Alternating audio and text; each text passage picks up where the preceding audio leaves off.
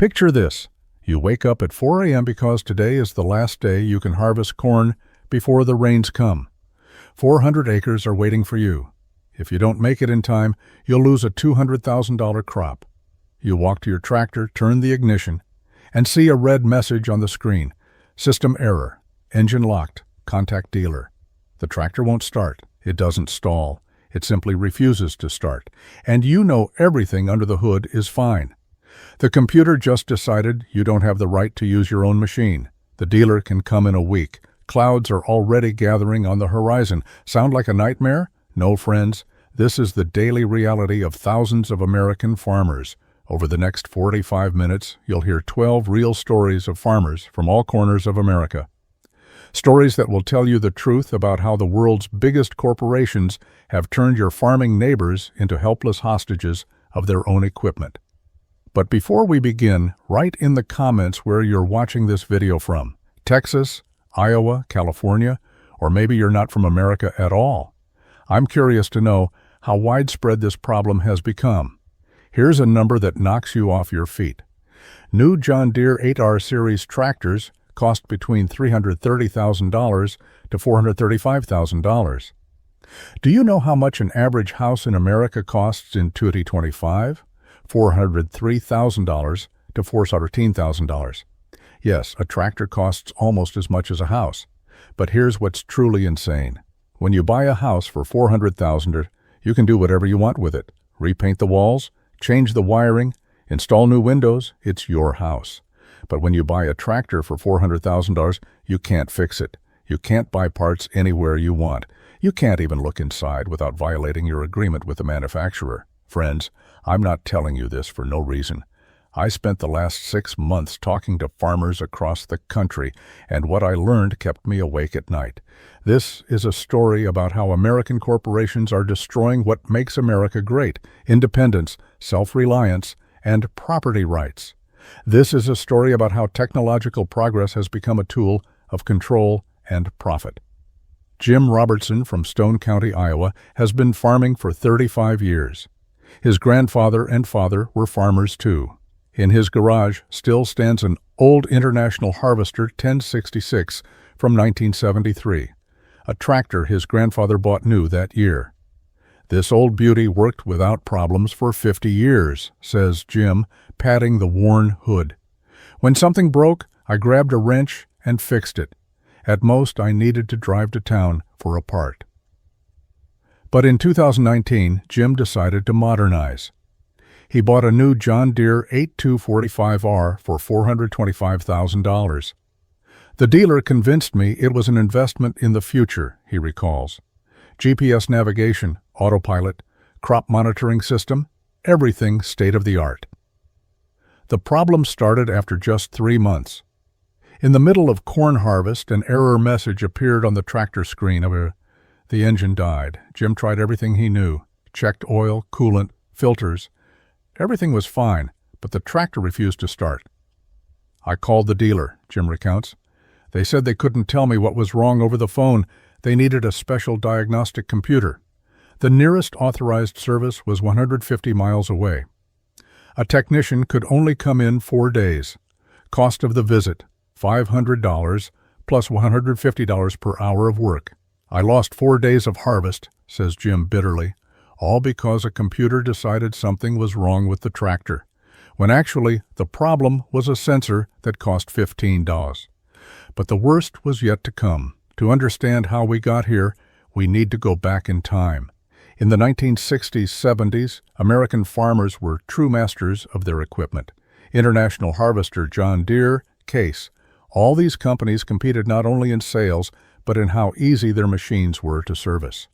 Bob Henderson from Kansas remembers those times. My father bought a Farmall M in 1968. The tractor came with complete engine, transmission, and hydraulic schematics. Everything was marked and numbered. If something broke, you took the diagram and fixed it. In the 1980s, things were still mostly normal.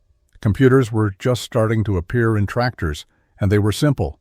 Basic sensors, simple diagnostic codes that could be read without special equipment. I remember my first computerized tractor, recalls Mike Thompson from Illinois. Case IH7140 Magnum, 1992. When an error appeared, the display showed a code. You looked in the manual to see what the code meant and fixed the problem. Everything was honest. But then came the 90s, and everything changed. At first, the changes seemed positive. Tractors became more powerful, more fuel efficient, more precise. GPS navigation promised a revolution in precision agriculture. Automatic steering was supposed to reduce farmer fatigue. We were all excited, remembers Steve Miller from Minnesota. Finally, technology came to the farm. We thought it would make our lives easier. But gradually, manufacturers began closing access to technical information. At first, this only affected the most complex systems. For safety, they said, to prevent damage. Kevin Kenny from Nebraska experienced firsthand what this safety meant. In 2003, Kevin bought a new Case IH STX440. The tractor cost $285,000. Huge money for an average farm. But Kevin decided on this purchase because he needed a powerful tractor to work his 2,400 acres. The first 2 years were wonderful, Kevin recounts. The tractor worked like clockwork. I even recommended it to neighbors. But in the third year, something went wrong. In spring, when Kevin was preparing for planting, the tractor started malfunctioning. Power dropped. The engine ran unevenly. Kevin, as an experienced mechanic, tried to diagnose the problem himself. I removed the engine cover, checked the intake system, filters, he recalls. Everything looked normal, but the tractor kept acting sick. Kevin went to the Case IH dealer in Omaha. There he was told that diagnosis required a special computer, the New Holland Electronic Service tool. It cost $12,000 and was sold only to authorized dealers. I asked if I could buy this tool, Kevin recounts. I was told no, only dealers can have access to diagnostics. The diagnosis revealed a problem in the fuel injection system. One injector was working incorrectly. Repair cost $8,000, plus $500 for diagnostics. I knew the injector cost at most $1,000, says Kevin, but I was told I couldn't buy it myself. Only through an authorized dealer, and only they could install it. This was the first warning bell, but Kevin didn't yet understand this was just the beginning.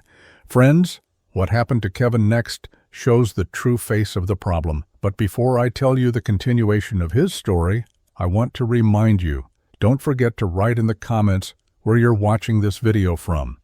And hit like if you think these stories need to be heard by more people, because what's happening to American farmers affects all of us.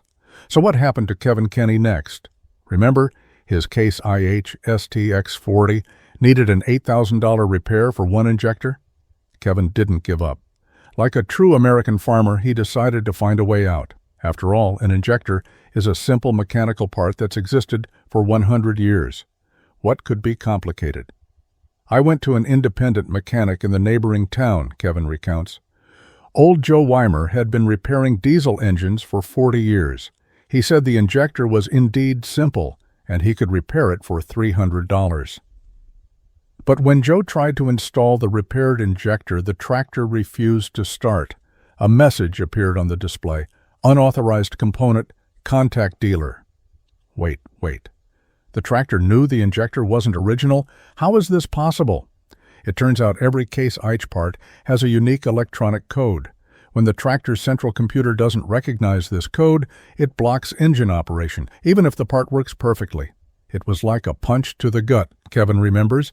I realized my $285,000 tractor didn't actually obey me. It only obeyed Case IH's computer. But do you know what's worst? Kevin didn't yet know his problems were just beginning.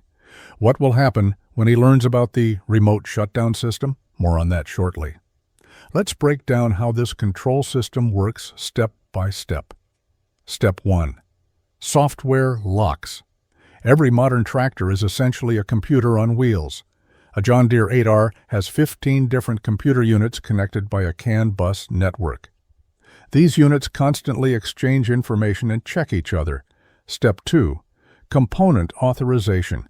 Every part has an electronic DNA, a unique code showing it was manufactured by an authorized supplier and installed by an authorized dealer. Step 3. Constant monitoring. The tractor records everything: when you start it, how long you work, what parts you change, even where you drive thanks to GPS. Step 4.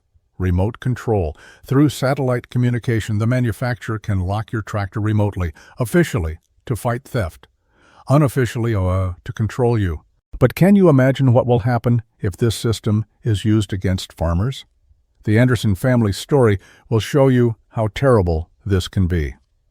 Before I tell you the Anderson story, look at these numbers.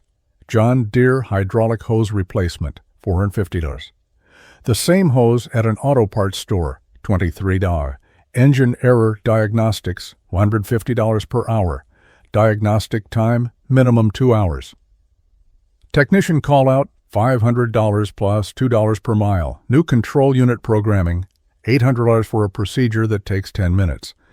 David Smith from Texas keeps detailed records of all repairs. Over the past 5 years, he spent $47,000 on servicing one John Deere 8320R tractor. The funniest thing is that half of these repairs are software problems, says David. The tractor is physically fine, but the computer decides something's wrong. Example: last month David couldn't start his tractor because the system decided the AdBlue level, emission reduction fluid, was too low. Actually, the tank was full, but the sensor was giving false readings. Repair cost, $200. New sensor cost, $45. The rest, system programming and calibration. I asked the technician if I could replace the sensor myself, David recounts. He laughed and said, even if you replace the sensor, the system won't accept it without authorization, and only we can provide authorization. But what if I told you this money is pennies compared to what happened to the Anderson family? Ready to learn how one broken tractor can destroy a farm that existed for 80 years. The Anderson family has been farming in North Dakota since 1943. Grandfather Charles Anderson bought his first plot with money earned in the war. Father Robert Anderson expanded the farm to 800 acres, and son Michael Anderson was supposed to pass the business to his children. Was supposed to, but couldn't. In 2018, Michael bought 2 new John Deere 8345R tractors. Total cost, $950,000.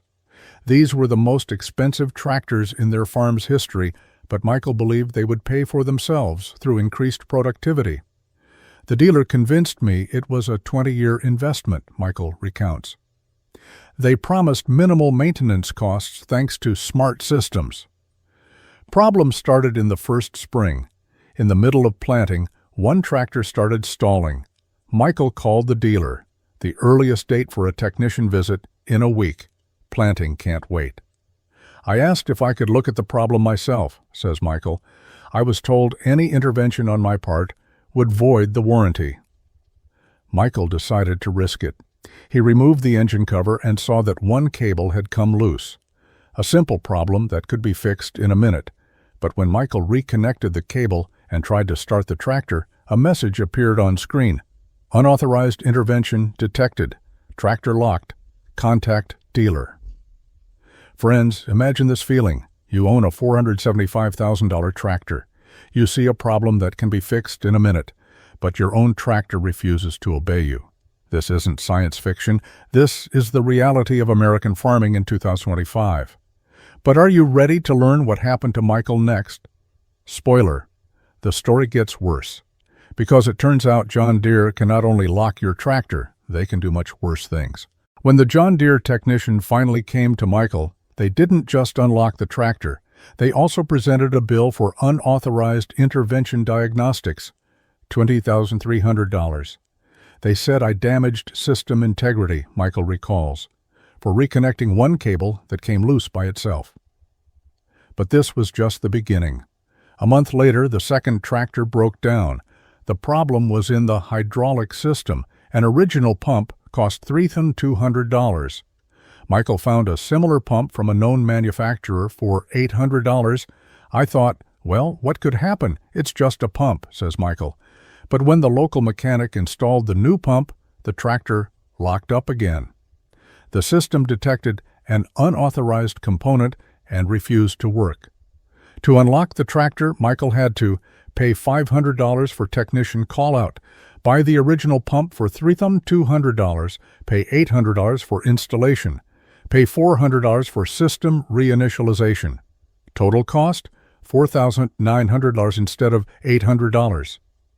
It was like highway robbery, says Michael, but I couldn't do anything. Without tractors, I couldn't harvest the crop. But the worst was yet to come. In fall 2019, Michael received a letter from John Deere. The company announced that software support for his tractors was ending. To continue working, he needed to update the software for $15,000 per tractor. They said without the update, the tractors would gradually stop working, Michael recounts. First, auxiliary functions would disconnect, then GPS, then autopilot. Eventually, the tractor wouldn't start at all. But what if I tell you even this isn't the worst example of corporate tyranny? What if farmers started uniting and fighting? And what if this fight takes forms that shock even experienced lawyers? Dr. Susan Clark from the University of Iowa studies the impact of technological stress on farmers' psyche. Her conclusions are stunning. We're seeing a new form of depression that can be called technological helplessness, says Dr. Clark. Farmers feel like strangers on their own land with their own equipment. Statistics confirm her words. 23% of farmers report constant stress due to equipment problems. 31% consider selling their farm due to technological issues. 18% seek psychological help. James Wilson from Montana recounts, I don't sleep at night thinking about my tractors, not about crops, not about weather, but about whether they'll start tomorrow morning. This isn't what I expected from farming. But the saddest are stories of old farmers who can't adapt to new realities. Frank Johnson, 68, has been farming in Oklahoma for 45 years. Last year, he was forced to sell his farm after being unable to fix his Case IH tractor. I've repaired thousands of machines in my life, says Frank with tears in his eyes. But this tractor defeated me. I don't understand why I can't fix what I paid for. Frank sold his farm to an agribusiness corporation. Now he works there as a hired hand on land that once belonged to his family. The most painful thing is that my son won't be able to inherit the farm, says Frank. 80 years of family business ended because of one tractor. But what if I tell you some farmers didn't give up, that they found ways to bypass corporate control, and that these methods are so creative that even Silicon Valley hackers envy them? Before telling you about farmer revolutionaries, let's look at where the current trend is leading us.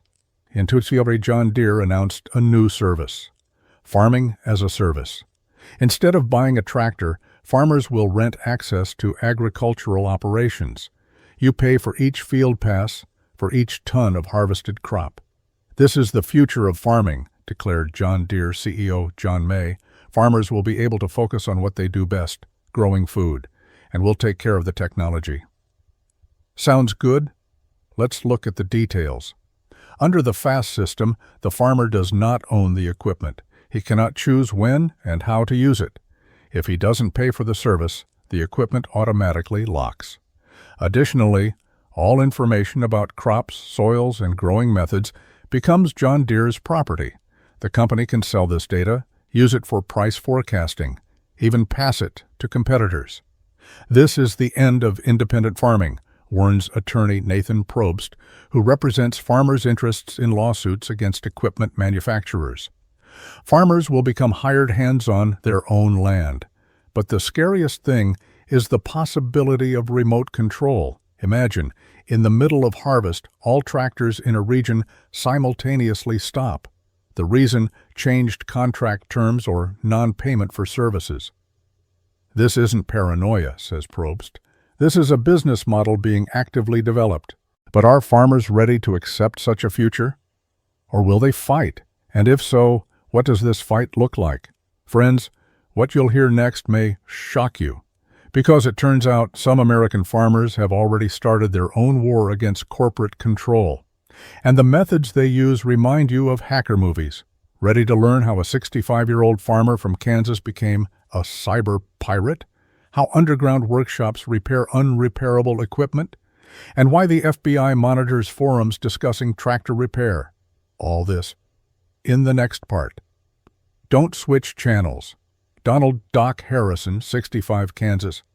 At first glance, an ordinary farmer. Jeans, checkered shirt, calloused hands. But in his garage stands equipment that would make any Silicon Valley hacker jealous. Never thought I'd become a cyber pirate at 65, Doc laughs, showing his laboratory. On the table, laptops, oscilloscopes, chip programmers, and dozens of cables. But when you're pushed to the edge, you do what you have to. Doc's story began 3 years ago when his John Deere 8370R locked up due to an emissions control system error. The dealer demanded $12,000 for repair. Doc decided to figure it out himself. I was taking apart radios when I was 10, he says. A tractor is the same electronics, just bigger. But Doc quickly realized it wasn't just about technical knowledge. He needed to crack protection that John Deere's best engineers had been developing for years. And you know what? He succeeded. Using software from Ukrainian forums and Chinese diagnostic tools, Doc cracked his tractor's protection system. He not only fixed the breakdown, but also disabled all restrictions on using non-original parts. Now my tractor obeys me, not John Deere, says Doc proudly. But does he understand how dangerous what he's doing might be, and what will happen when corporations learn about people like him? Friends, before I continue, I want to say, if you support farmers' right to repair their own equipment, like this video, show that we're not alone in this fight. And definitely share this video with friends. Every American should know this truth. Doc's story isn't unique. Across the country, farmers are creating an underground network that helps each other bypass corporate restrictions. Louis Rossmann, owner of an electronics repair shop in New York, became an unexpected hero of the right to repair movement. Though he's never lived on a farm, millions of farmers watch his YouTube videos. The principle is the same, Rossmann explains. Whether it's an iPhone or a tractor, you have the right to fix what you bought with your money. Rossmann teaches farmers electronics and programming basics for free. His channel became a university for thousands of American farmers. But most interesting is the network of tractor hackers operating across the country. Jake Wheeler from Illinois created a closed online community where farmers exchange schematics, software, and methods to bypass protection. The group already has over 15,000 members. We're not thieves, says Jake. We're owners who want to use our property. This network has its own rules. No commerce, only mutual aid. No hacking others' equipment, only your own. No harmful actions, only restoring functionality. Tim Brown from Ohio tells how this network saved his farm. My Case IH locked up in the middle of corn harvest. The dealer could only come in a week. I wrote to the group and got instructions on bypassing the lock in 2 hours. The crop was saved. But do you know that even the FBI monitors these forums? And that some farmers have already received court summons for unauthorized access to computer systems?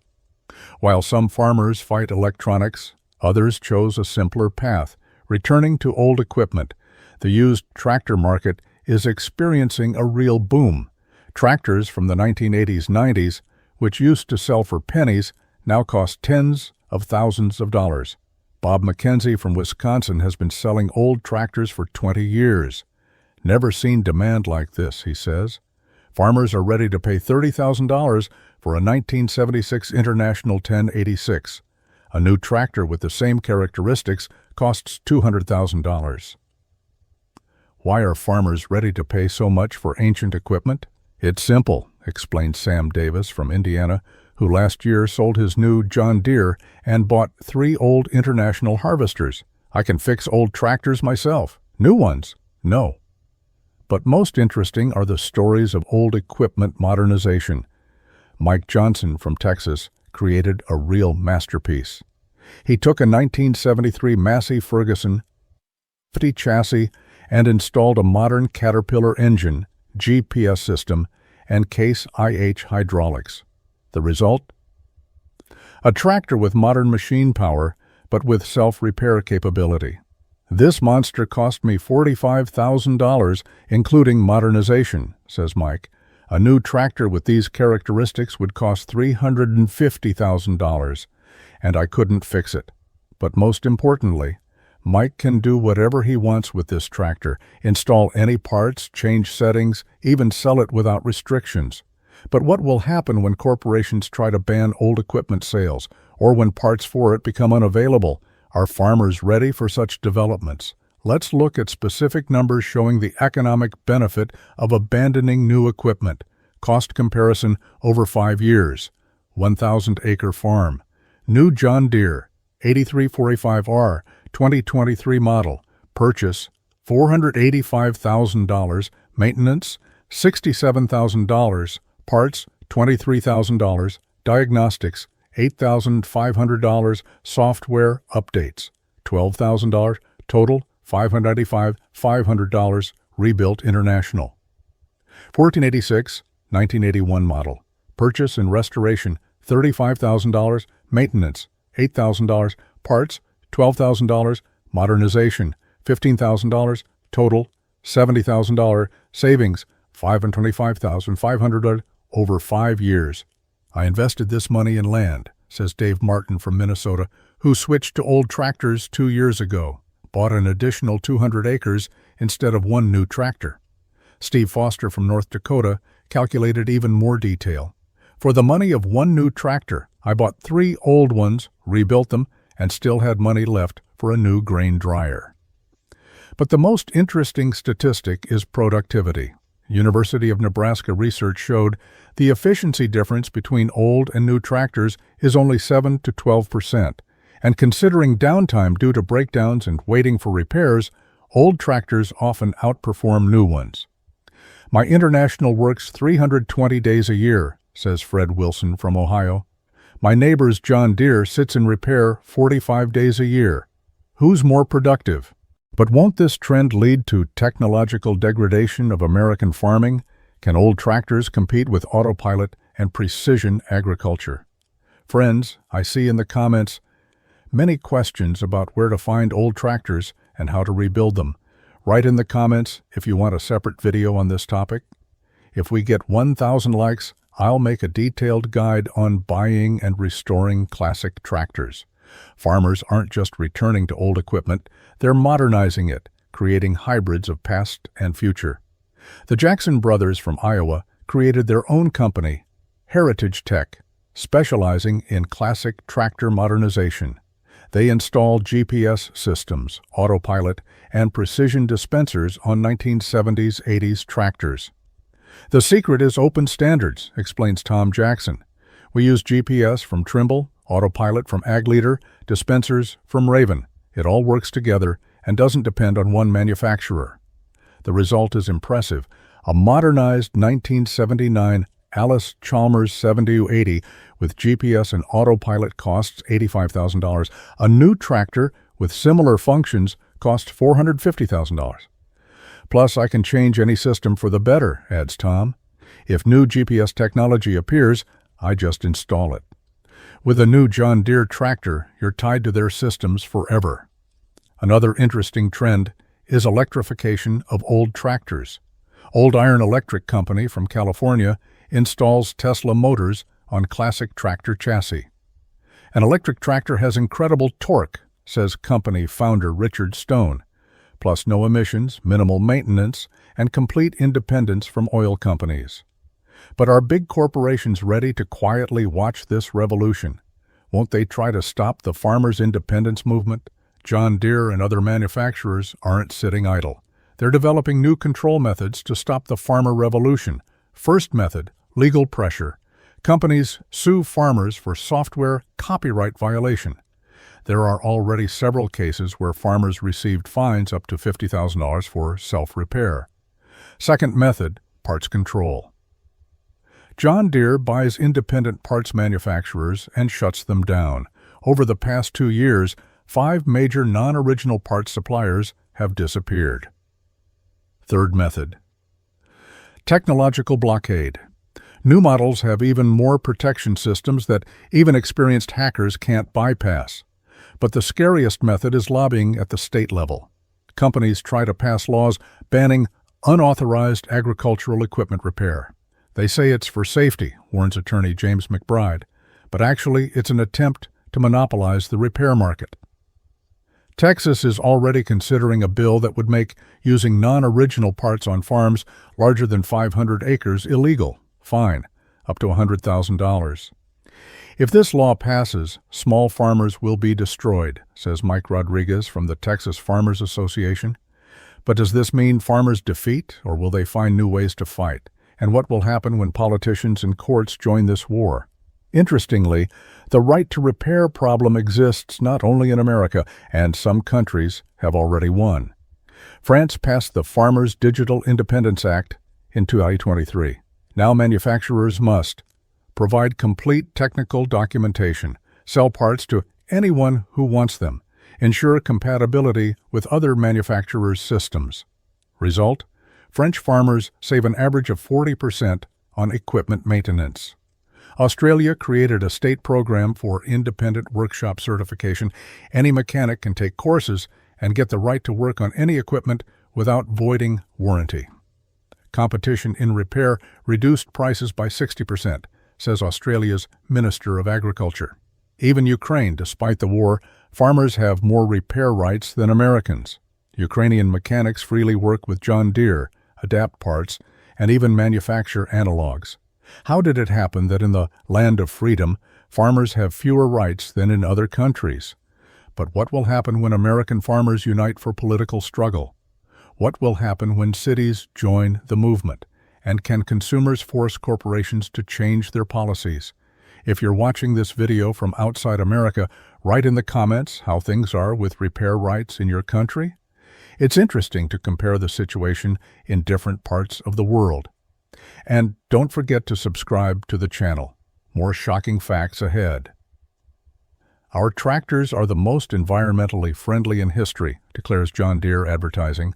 90% reduction in emissions, 40% increase in fuel efficiency. Sounds wonderful, right? But what if I tell you this environmental friendliness is actually destroying the planet? Dr. Melissa Chen from the University of California studies the impact of modern agriculture on the environment. Her conclusions are shocking. A new tractor indeed consumes less fuel during operation, explains Dr. Chen. But producing one such tractor generates as much CO2 as an old tractor produces in 15 years of operation. The numbers are staggering. Production of one John Deere 8R, 450 tons of CO2. Annual emissions of old International Harvester, 28 tons of CO2.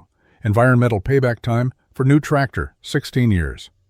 But that's not the worst, continues Dr. Chen. New tractors become unusable after 8-10 years due to software restrictions. Old ones work 30-40 years. Mark Davison from Oregon experienced this environmental friendliness firsthand.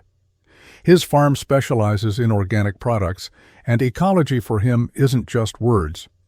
I bought a new Case IH, believing the environmental advertising, Mark recounts. But after 3 years, I realized my grandfather with his 1956 Farmall caused less environmental damage. Why? It's not just about production. New tractors require special fluids, filters, and additives that can't be recycled. AdBlue, NOx emission reduction fluid, is a prime example. One tractor consumes 2,000 liters of AdBlue per year.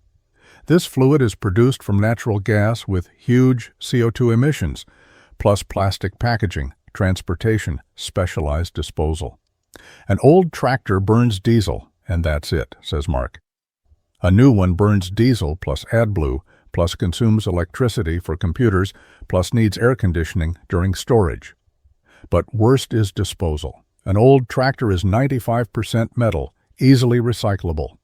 A new one contains hundreds of kilograms of electronics, plastic, and composite materials. But what will happen when millions of smart tractors become electronic waste?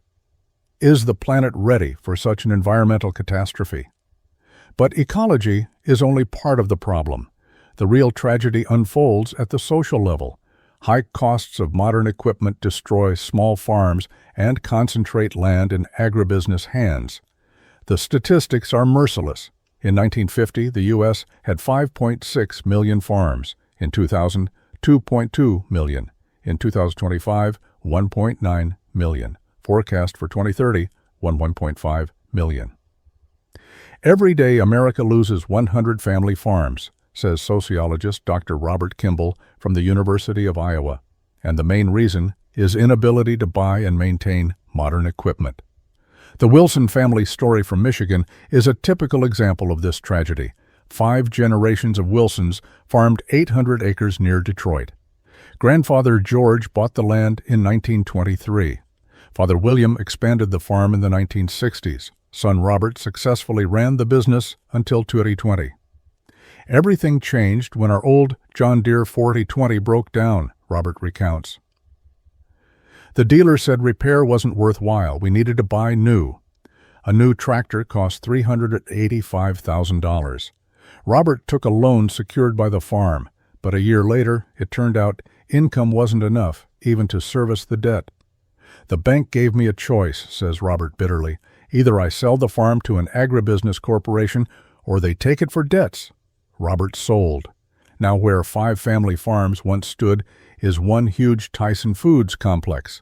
Instead of 25 families living off the land, 8 hired workers are employed. Most painful is that my son won't be a farmer, says Robert. 100 years of family tradition ended because of one tractor. But do corporations understand that by destroying small farms, they're undermining the foundation of American society? Or is this actually to their advantage? Dr. Sarah Thompson works as a psychologist in rural Kansas. Over the past 5 years, she's noticed a disturbing trend, a sharp rise in depression among farmers. Previously, farmers came because of financial problems or family conflicts, Dr. Thompson recounts. Now, half my patients complain about stress from equipment. This new type of stress even has a special name, technological helplessness. Farmers feel like strangers in their own operations. Jim Anderson, not the one who lost his farm, from South Dakota, describes his condition. I wake up at night in cold sweat, thinking about my tractor. Will it start tomorrow? Will some error appear? Will the system lock up? Statistics confirm the scale of the problem. 34% of farmers take sedatives. 28% consider changing professions. 15% have suicidal thoughts. Farming has always been a stressful profession, explains Dr. Thompson. But before, stress came from nature, drought, floods, plant diseases. You can fight that. Now stress comes from equipment you can't control. It's especially hard for the older generation. 67-year-old Frank Miller from Nebraska has been farming for 45 years. His story is a cry from the soul of an entire generation. I've repaired thousands of machines in my life, says Frank with tears. Combines, tractors, plows, everything that can break, but this new John Deere defeated me. Last year, Frank's tractor locked up due to an emissions control system error. The dealer said repair would take a week and cost $8,000. I sat in the cab and cried, Frank recalls. For the first time in 45 years of farming, I felt helpless. Frank tried to figure out the problem himself, but faced computer codes he didn't understand. The tractor manual was 2,000 pages of technical documentation. Before, I could fix a tractor with a hammer and wrench, says Frank. Now I need a computer engineer. Psychological pressure is especially strong during intensive agricultural seasons. When every day of delay costs thousands of dollars, dependence on dealer service becomes unbearable. But what will happen when an entire generation of farmers can't adapt to new realities? Who will feed America? To understand where we're going, let's look at corporations' plans for the next 20 years. John Deere is investing $2 billion in developing fully autonomous tractors. By 2030, the company plans to release the first unmanned machines for commercial use. The future is farms without farmers, declared John Deere Technical Director John Stone. Artificial intelligence will make all decisions, from planting to harvesting. Sounds like science fiction? Prototypes already exist. On John Deere research farms in Illinois, tractors work that process field all season without human intervention. But there's one nuance corporations don't like to talk about. These smart farms will belong not to farmers but to agribusiness corporations. The model is simple. A landowner signs a contract with John Deere or another corporation. The company provides the full growing cycle, from plowing to harvesting. The landowner receives a fixed percentage of the crop. This is the end of independent farming, warns economist Dr. Michael Robinson from Cornell University. Farmers will become tenants of their own land. Already in California, several such unmanned farms operate. Results are impressive.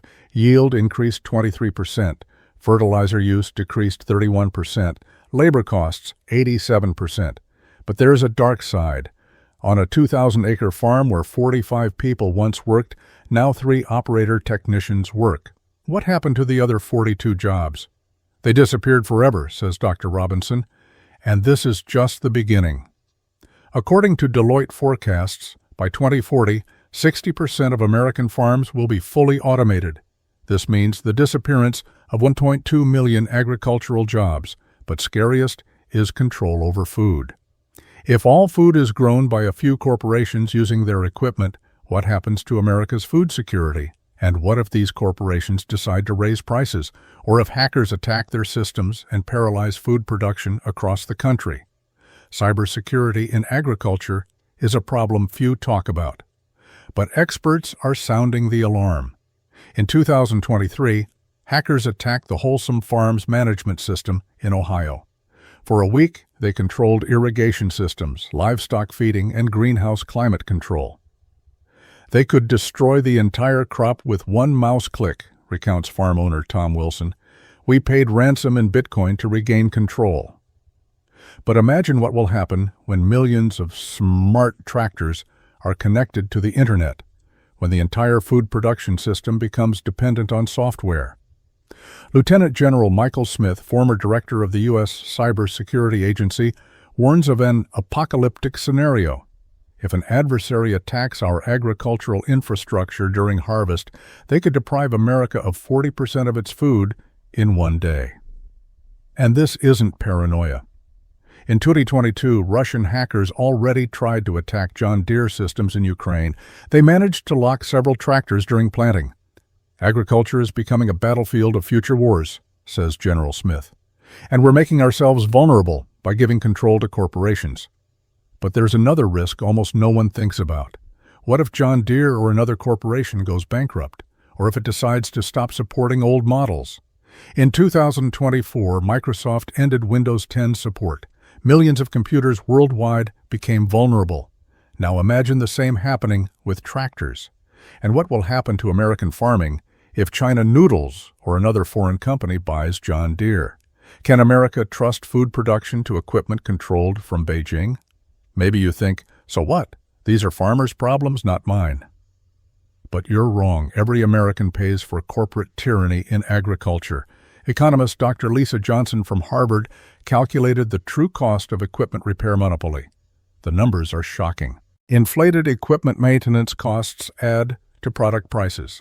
Corn plus $23 per bushel. Soybeans plus $67 per bushel. Wheat plus $31 per bushel. Milk plus $12 per gallon. Meat plus $8.9 per pound.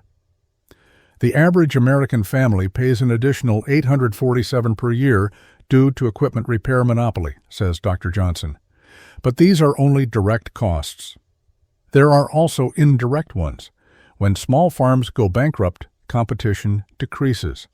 Agribusiness corporations can dictate prices. Over the past 5 years, prices for basic products rose 34%, significantly more than official inflation. We're creating an oligarchy in food production, warns Dr. Johnson, and consumers will pay more and more for it. Additionally, when farmers can't afford modern equipment, product quality suffers. Old equipment is less precise, uses more pesticides and fertilizers. The irony is that by trying to make farming more efficient, corporations make it more expensive and lower quality, says Dr. Johnson. And what will happen when the monopoly becomes complete? When 3 or 4 corporations control all food production in America, will they be able to dictate not only prices, but what to grow? Imagine a future where John Deere decides how much corn will be grown in Iowa, where artificial intelligence algorithms determine American families' menus. This isn't fiction. It's the logical continuation of current trends. But what if Americans don't accept such a future? What if farmers, consumers, and politicians unite to fight? Can we still stop the corporate machine grinding up independent farming? The answer to these questions in the final part of our investigation. Don't switch channels. But there's good news too. A real revolution is unfolding across America, state by state, passing right to repair laws. And farmers are winning the first important battles. Minnesota became the first state to pass a comprehensive law on farmers' right to repair equipment. On May 15, 2024, Governor Tim Walz signed the historic document. Farmers have the right to fix what they bought with their money, declared the governor. This is the foundation of American freedom. Minnesota's law requires manufacturers to provide complete technical documentation, sell parts to anyone, provide access to diagnostic equipment, not block equipment for using non-original parts. Results didn't take long. In the first 6 months after the law's passage, farmers' repair costs decreased by 43%. Number of independent workshops increased by 67%. Repair waiting time decreased from 8 to 2 days. This gave me back the feeling of control over my own equipment, says Tom Anderson from Minnesota, who previously lost his farm due to tractor problems. But Minnesota isn't alone. Oregon, California, New York, and 12 more states are preparing similar laws. In Oregon, Bill H.R. 2057, Farmers' Digital Independence Act, passed first reading with 47 votes for against 13 against. Support is huge, says bill author Congressman Pete DeFazio. Even Republicans understand this is a freedom issue, not a party issue. Most interesting, the laws are supported not only by farmers, consumers, environmentalists, and even some tech companies joined the coalition.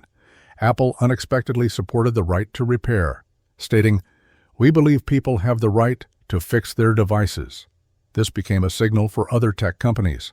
Microsoft, Google, and even Tesla officially supported right to repair bills. Their argument is simple. John Deere's repair monopoly could spread to other industries. Today they control tractors, tomorrow, cars, the day after, our phones, warns Tesla CEO Elon Musk. But corporations don't surrender. John Deere spent $23 million lobbying against right to repair laws. They fund research that proves the danger of self-repair.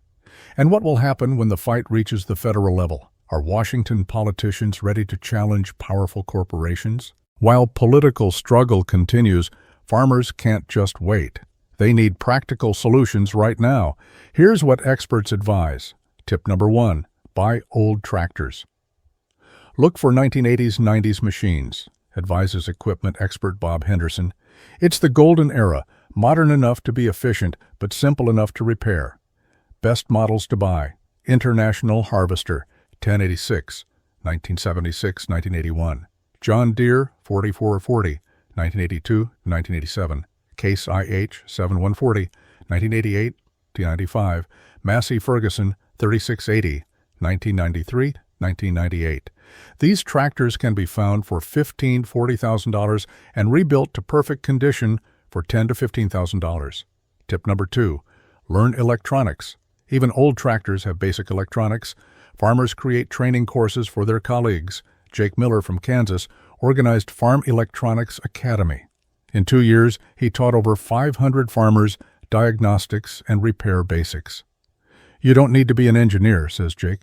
Understanding basic principles is enough. Tip number 3, create cooperatives. Farmers unite to jointly buy diagnostic equipment and hire qualified technicians. The Midwest Repair Alliance Cooperative in Iowa unites 147 farms. Together, they bought a $45,000 diagnostic complex and employ 2 technicians. Each farm pays $300 per year, explains cooperative manager Mike Johnson. For this money, we get full service without corporate markup. Tip number 4, document everything. Keep detailed records of all breakdowns and repairs, advises attorney Nathan Probst. This can become evidence in court against manufacturers. Especially important to document refusals to sell parts, unjustified equipment blocking, inflated diagnostic prices, forced software updates. Tip number 5. Support independent manufacturers. Buy parts from companies fighting monopoly. Some of them, Aftermarket AG, Universal Parts. Farm Tech Solutions, Electronic Components, Heritage Parts, Restored Parts. Every dollar spent with an independent manufacturer is a vote for freedom, says activist Tom Phillips. But what should farmers who already bought new equipment and can't abandon it do? Are there ways to protect against corporate tyranny? Good news. New manufacturers appear on the market, building their business on openness principles and right to repair. Monarch Tractor from California produces electric tractors with completely open architecture. Every buyer gets complete schematics, software code, and modification rights. We believe farmers should be masters of their equipment, says company CEO Praveen Penmetsa.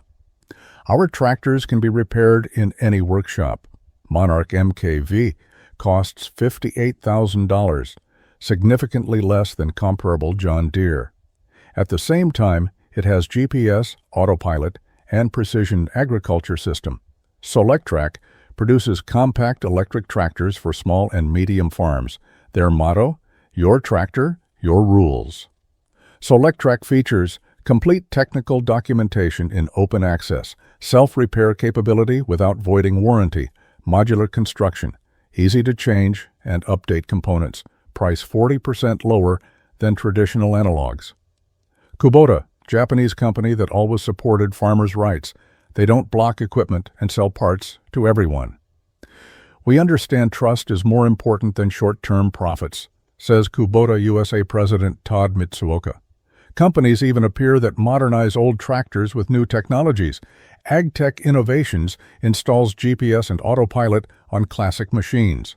Modernization cost $15,000–$25,000 versus $200,000+ for a new tractor. Electric Conversion Co. converts diesel tractors to electric. Result: environmentally clean machine with full repair rights. But most interesting are startups developing fundamentally new approaches to agricultural equipment. FarmWise creates autonomous weeding robots. Instead of one big tractor, a farmer can buy several small robots. If one breaks, others continue working.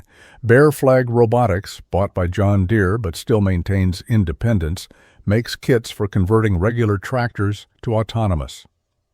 The future belongs to modularity and openness, says analyst Sarah Mendez from McKinsey. John Deere's monolithic systems are yesterday. And what will happen when these new companies capture a significant market share? Will this force giants to change their policies? Maybe you think, this is all very interesting, but I'm not a farmer. What can I do? Actually, every American can help in this fight. For consumers, buy products from independent farms. Look at farmers markets, cooperatives, online. Every dollar spent with an independent farmer is an investment in the future. Support brands that support right to repair. Apple, Microsoft, Patagonia officially support this movement. Show that this matters to consumers. Spread information. Many people simply don't know about this problem. Share this video. Tell friends and family. For voters, write to your congressman. A simple letter can have huge impact. Tell politicians that right to repair is important to you. Vote. In local elections, state elections, federal elections, support candidates who advocate for consumer rights. Join organizations. Repair.org, Farm Action, Food and Water Watch. These organizations fight for your rights. For investors, invest in alternatives. Buy shares of Kubota, Solectrac, other companies that respect property rights. Pressure John Deere. If you have company shares, vote against management at shareholder meetings. Demand policy changes. For technical specialists, develop open solutions. Create programs that help farmers bypass restrictions. Teach farmers. Your knowledge can save someone's farm, and now I ask you to take concrete actions. Like this video if you support farmers' right to repair their own equipment. Subscribe to the channel. I'm preparing a series of videos about practical ways to fight corporate monopoly. Share this video with everyone who might be interested, especially with farmers, politicians, activists. Write in the comments what you think about this problem. Have you encountered similar in your field? Are you ready to support the fight? The fight for right to repair isn't only an American problem, and other countries show that victory is possible. The European Union passed the world's strictest right to repair rules. Since 2024, all equipment manufacturers must provide parts for 10 years after sale, ensure access to documentation, not block equipment for non-original parts, penalties for violations up to 4% of global company revenue. For John Deere, this could mean a fine up to $1.5 billion. India went even further. They passed a technological sovereignty law banning any software blocking of agricultural equipment. Our food cannot depend on foreign corporations, declared India's Minister of Agriculture. Australia created a state program supporting independent workshops.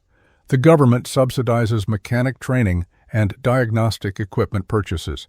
Canada is considering a bill that would make software blocking of equipment a criminal offense.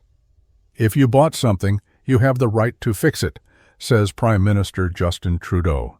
Even in China, despite the authoritarian regime, farmers have more equipment repair rights than in America. Chinese companies don't block equipment and freely sell parts. And what does this mean for American companies? If the whole world moves toward repair freedom, can John Deere maintain its monopoly only in the U.S.? Let's look at what will happen if farmers win this fight.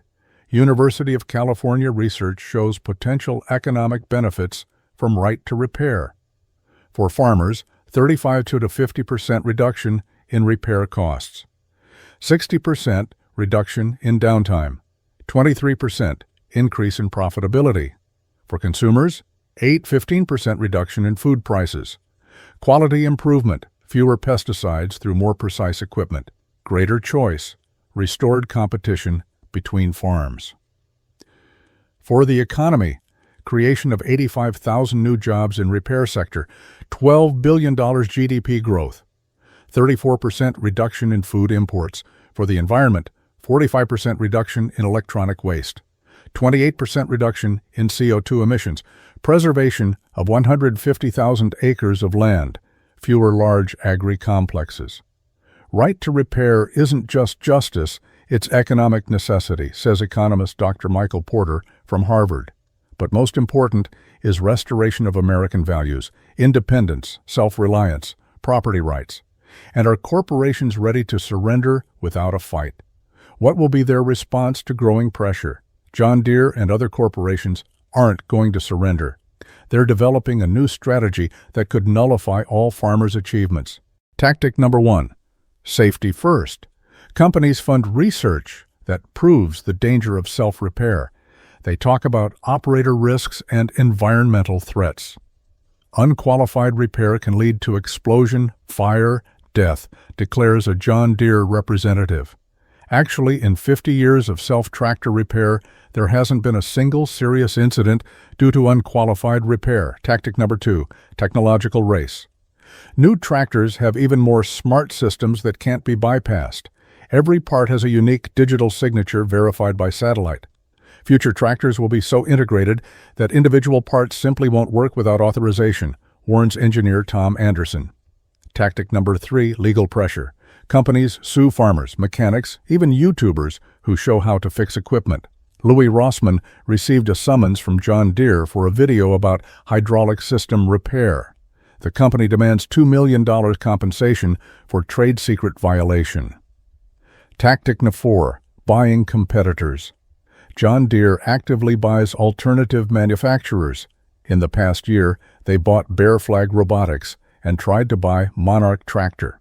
They're destroying competition at the root, says antitrust expert Lena Khan. But will this strategy work? Can corporations stop a popular movement gaining strength across the country? Friends, we've reached the end of our investigation. Over these 50 minutes, you've heard 12 real farmer stories, learned shocking facts about corporate greed, and seen that the fight is just beginning. This isn't just a dispute about tractors. This is a battle for America's soul. On one side, corporations wanting to turn independent farmers into tenants of their own land, who dream of a future where all food is controlled by a few giants. On the other side, American farmers fighting for the right to repair their own equipment, for the right to be masters on their own land, for the right to pass to their children not just land, but freedom. Remember Frank Johnson's story? Who lost his farm because of one broken tractor? The Anderson family story, whose 80-year tradition ended because of corporate greed? But also, remember Doc Harrison's story, who at 65 became a hacker for freedom. Minnesota's story, which first said no to corporate tyranny. This is your choice.